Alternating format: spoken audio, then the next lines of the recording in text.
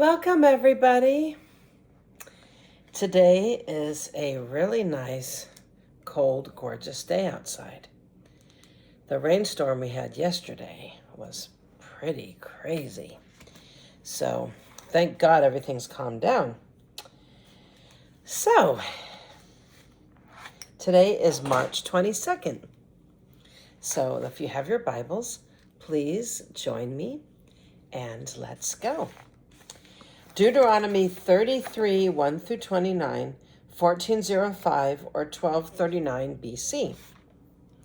Moses blesses the people. This is the blessing that Moses, the man of God, gave to the people of Israel before his death. The Lord came from Mount Sinai and dawned upon us from Mount Seir.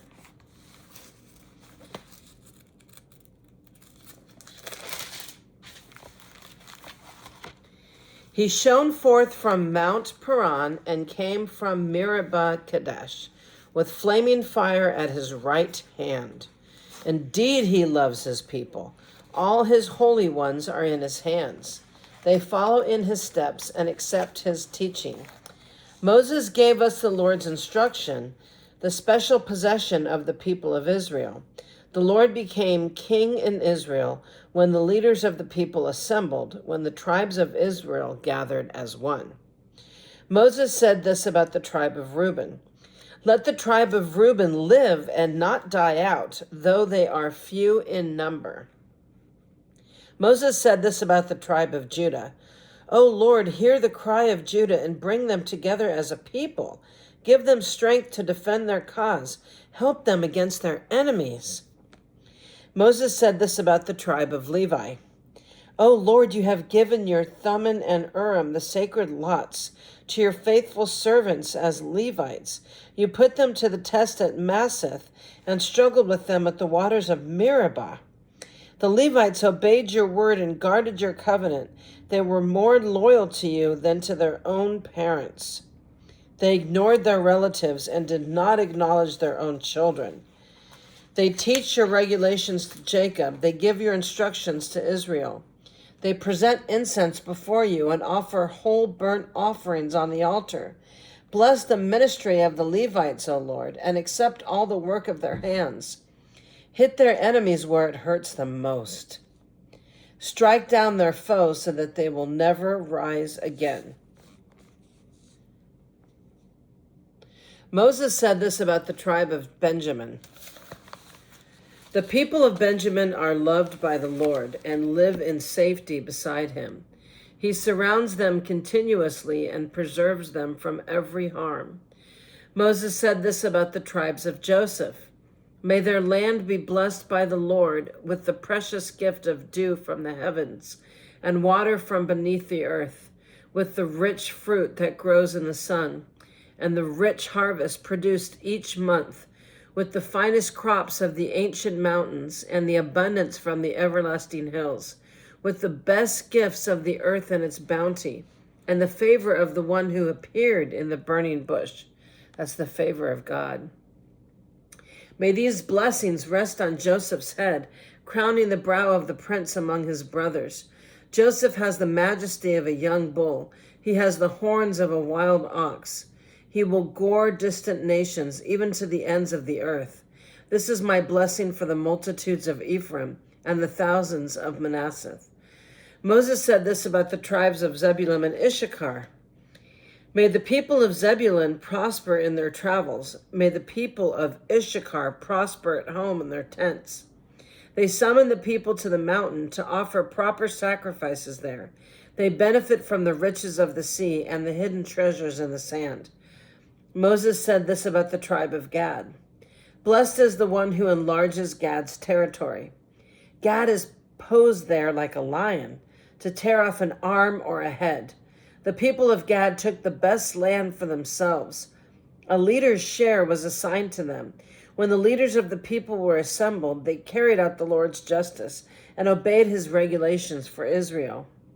Moses said this about the tribe of Dan. Dan is a lion's cub leaping out from Bashan.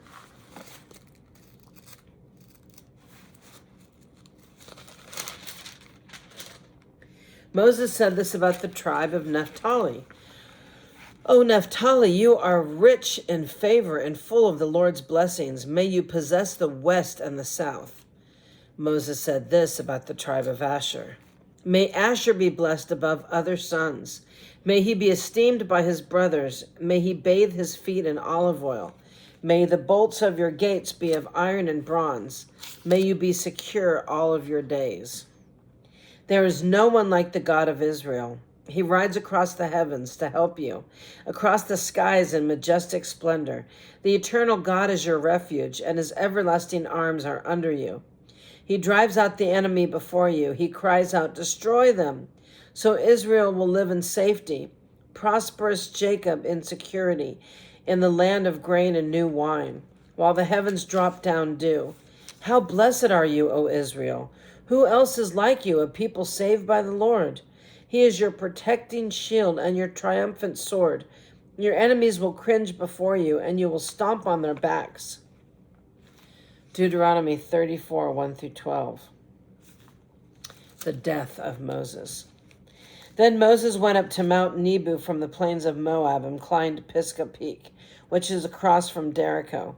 And the Lord showed him the whole land from Gilead as far as Dan, all the land of Naphtali, the land of Ephraim and Manasseh, all the land of Judah, extending to the Mediterranean Sea, the Negev and the Jordan Valley with Jericho, the city of palms, as far as Zor. Then the Lord said to Moses, this is the land I promised an oath to Abraham, Isaac, and Jacob, what I said, I will give you your descendants. I have now allowed you to see with your own eyes, but you will not enter the land. So Moses, the servant of the Lord, died there in the land of Moab, just as the Lord had said. The Lord buried him in the valley near Beth Peor in Moab, but to this day no one knows the exact place. Moses was 120 years old when he died, yet his eyesight was clear, and he was as strong as ever. The people of Israel mourned for Moses on the plains of Moab for 30 days, until the customary period of mourning was over. Now Joshua son of Nun was full of the spirit of wisdom, for Moses laid his hands on him. So the people of Israel obeyed him, doing just as the Lord had commanded Moses. There has never been another prophet in Israel like Moses, whom the Lord knew face to face.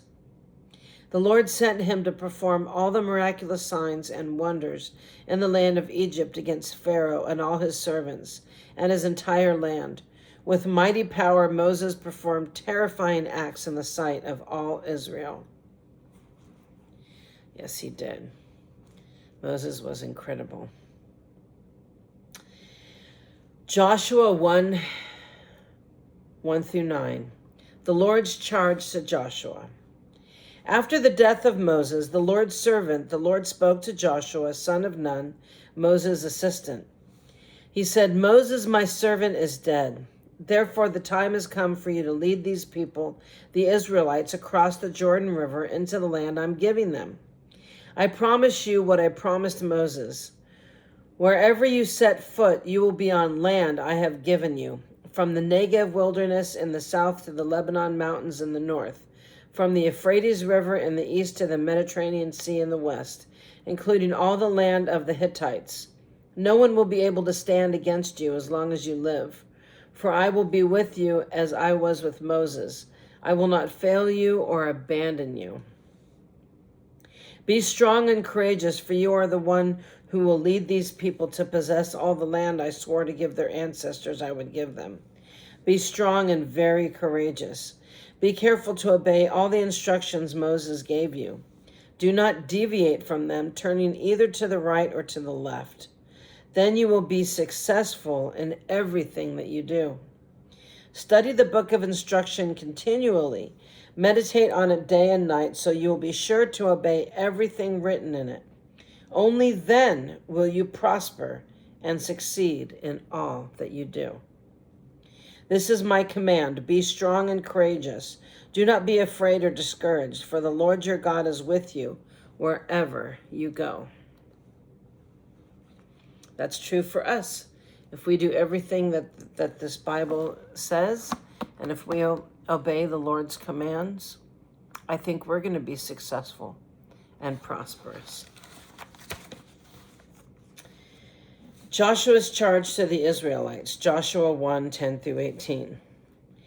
Joshua then commanded the officers of Israel, "Go through the camp and tell the people to get their provisions ready. In 3 days you will cross the Jordan River and take possession of the land the Lord your God is giving you." Then Joshua called together the tribes of Reuben, Gad, and the half-tribe of Manasseh. He told them, "Remember what Moses, the servant of the Lord, commanded you. The Lord your God has given you a place of rest. He has given you this land. Your wives, children, and livestock may remain here in the land Moses assigned to you on the east side of the Jordan River. But your strong warriors, fully armed, must lead the other tribes across the Jordan to help them conquer this territory. Stay with them until the Lord gives them rest, as he has given you rest, and until they too possess the land the Lord your God is giving them. Only then may you return and settle here on the east side of the Jordan River, in the land that Moses, the servant of the Lord, assigned to you." They answered Joshua, "We will do whatever you command us, and we will go wherever you send us. We will obey you just as we obeyed Moses. And may the Lord your God be with you as he was with Moses. Anyone who rebels against your orders and does not obey your words and everything you command will be put to death. So be strong and courageous."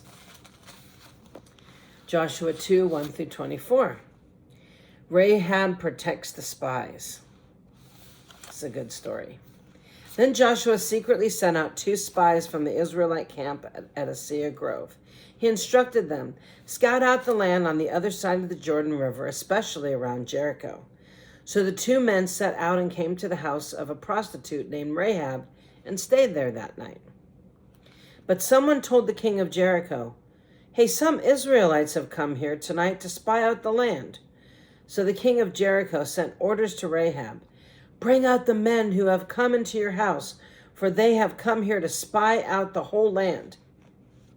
Rahab had hidden the 2 men, but she replied, "Yes, the men were here earlier, but I didn't know where they came from.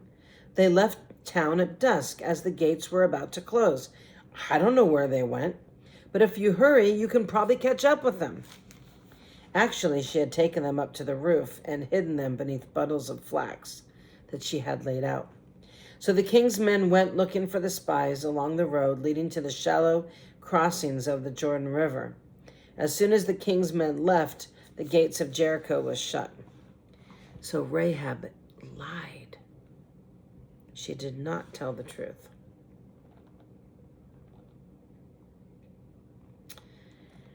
But I've always known the story, but I didn't know that Joshua secretly sent out 2 spies from the Israel camp. Before the spies went to sleep that night, Rahab went up on the roof to talk with them. "I know the Lord has given you this land," she told them. "We are all afraid of you. Everyone in the land is living in terror, for we have heard how the Lord made a dry path for you through the Red Sea when you left Egypt. And we know what you did to Sihon and Og, the 2 Amorite kings east of the Jordan River, whose people you completely destroyed. No wonder our hearts have melted in fear. No one has the courage to fight after hearing such things. For the Lord your God is the supreme God of the heavens above and the earth below. Now swear to me by the Lord that you will be kind to me and my family, since I have helped you. Give me some guarantee that when Jericho is conquered, you will let me live along with my father and mother, my brothers and sisters, and all their families. We offer our own lives as a guarantee for your safety." The men agreed. "If you don't betray us, we will keep our promise and be kind to you when the Lord gives us this land." Then, since Rahab's house was built into the town wall, she then let down a rope through the window. "Escape to the hill country," she told them. "Hide there for 3 days from the men searching for you. Then when we have returned, you can go your own way."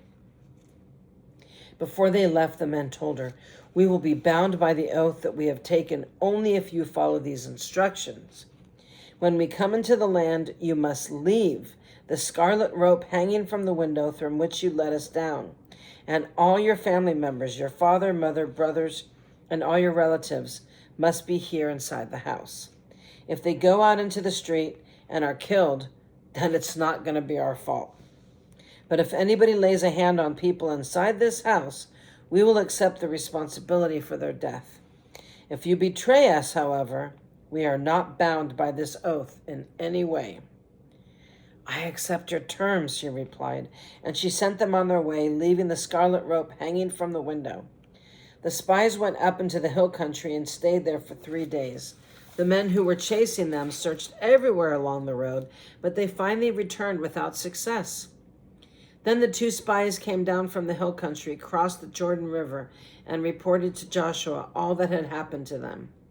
"The Lord has given us the whole land," they said, "for all the people in the land are terrified of us." See, word got around that they kicked some serious butt. They defeated this king and they defeated that king, and they were successful because the Lord was leading Moses and Moses was leading them. So they had a very scary reputation. So there you go. Well, thanks for being here today, and I hope you enjoyed these stories. So I hope to see you. Well, I won't see you. You'll see me. So I hope that you join me tomorrow. Have a good night.